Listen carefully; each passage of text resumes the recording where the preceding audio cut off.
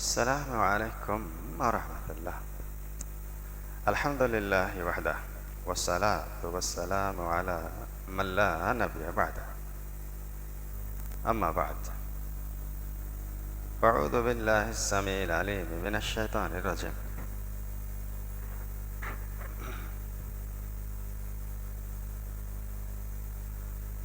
وما منع الناس أن يؤمنوا إذ جاءهم الهدى ويستغفروا ربهم إلا تأتيهم سنة الأولين.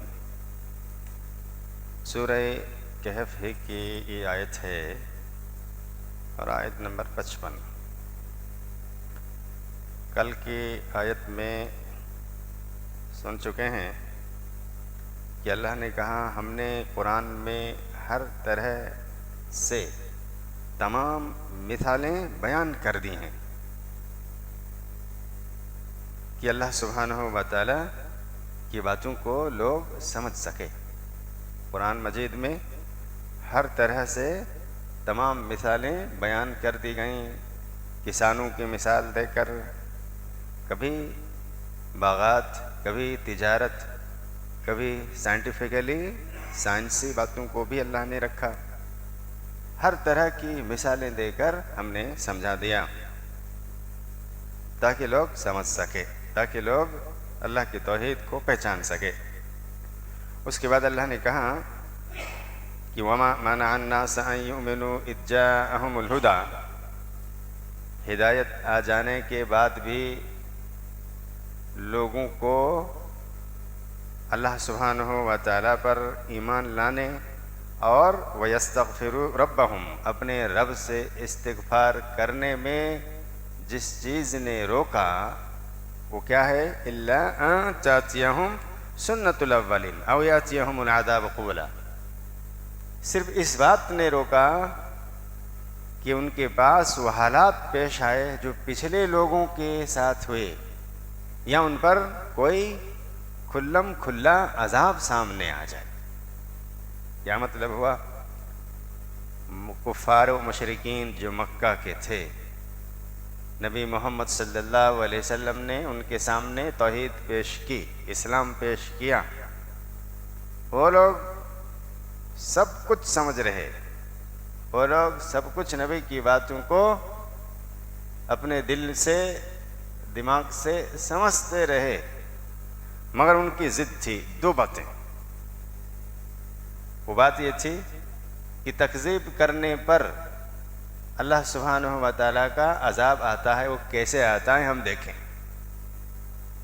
ایک بات مفسر نے کہا. دوسری بات اسی کا مطلب کہ اللہ ان تأتیہم سنت الاولین، یعنی پہلے لوگوں کے ساتھ جو بات پیش آئی، قوم نوح، قوم سمود، قوم عاد، انہوں نے تکذیب کی تو انہوں نے دیکھا اپنی آنکھوں سے. قوم صالح سمود میں اونٹنی کو قتل کر دی تو پھر لوگوں نے جب تو سامنے عذاب آیا تو یہ بھی کسی اس بات کے انتظار میں رہے کہ تب ایمان لائیں گے.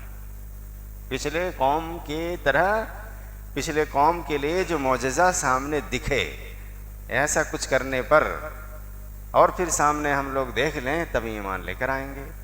یا تو کھلم کھلا کوئی عذاب ہم لوگوں کو دکھے، اس کے بعد تب ایمان لائیں. یہ ان کی غلط فہمی تھی. اس لیے کہ جب عذاب دیکھنے کے بعد کوئی ایمان لائے تو ایمان قابل قبول نہیں ہوتا.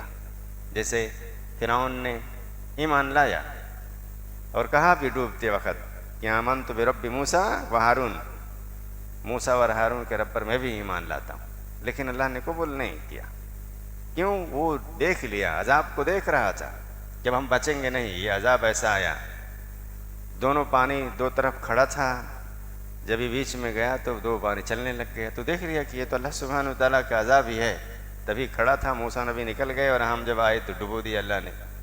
تو اپنے آنکھوں سے دیکھ لیا، تب وہ ایمان لاتا ہے. تو ایمان قابل قبول نہیں.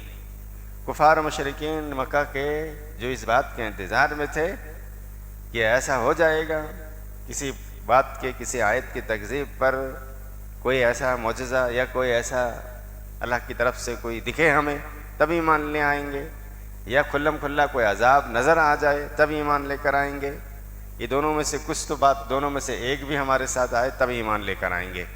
یہ معلوم نہیں انہیں کہ ایمان اس وقت قابل قبول نہیں ہوتا. بہرحال انہوں نے ایمان نہیں لایا اور رب سے استغفار نہیں کیا، یہی دو کارنوں کی وجہ سے، دو وجوہات کی وجہ سے، دو اسباب کی وجہ سے. تو اس لیے ہم لوگوں کو بھی یہ نصیحت کی جا رہی ہے، اچھا نماز کی پابندی کریں گے کوئی بڑی مصیبت آ جائے گی، جیسے لوگ کرتے ہیں. جب گھر میں بڑی پریشانی آ گئی، ہاں اب نماز کی، اس نماز کی کیا ہے، یا اس دعا کی کیا ہے، یا اس عبادت کی کیا ہے؟ جب آپ پھنس گئے تب کہہ رہے ہو کہ کریں گے. نہیں، اللہ سبحانہ و تعالیٰ نے کہا ہے ہمیں کرنا ہے، چاہے ہمارے ساتھ کوئی بھی حالات رہے، خوشحالی رہے یا بدحالی رہے، ہم صحت یاب رہیں یا مصیبت میں رہیں، اس سے مطلب نہیں. اللہ نے کہا ہے ہم ہر حال میں اللہ سبحانہ و تعالیٰ کی عبادت کریں، یہ ہونی چاہیے. ورنہ کفار مشرکین کی طرح ایسا ہو جائے گا تب کریں گے. جیسے بہت سارے لوگ ابھی تو جوانی ہے، بڑھاپا آ جائے گا تب کہیں کچھ کر نہیں سکیں گے، تب پکڑیں گے نماز، تب مسجد، تب اللہ اللہ کریں گے. تو اس وقت کی کیا کہنا، اس وقت کی عبادت کی کیا کیا اہمیت، اور جوانی کی اہمیت الگ ہے.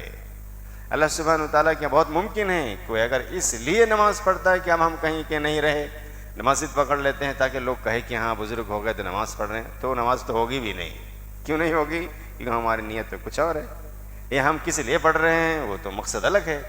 تو بہرحال ہمیں نماز ہر حال میں پڑھنی ہے، صحت یابی رہے، جوانی رہے، بڑھاپا آئے، کسی بھی حال میں پڑھنی ہے، یہ ہونی چاہیے. یہ اللہ سبحانہ وتعالیٰ چاہتا ہے، نہ کہ کچھ وجہ سے کسی دوسری وجوہات کی بنا پر ہم کچھ اللہ کی عبادت کریں. نہیں، یہ کبھی بھی نہیں ہونی چاہیے. ورنہ کفار مشرکین کے ابھی تو یہ کہنا صحیح تھا، اچھا دیکھ لیں گے اللہ کا عذاب تب ہم لوگ ایمان لے کر آ جائیں گے. ایمان لانے کی تو نیت تھی ان کی، تو کیوں اللہ نے نہیں دیا؟ اس لیے کہ نبی نے یہ نہیں کہا کہ عذاب آئے گا تب ایمان لانا.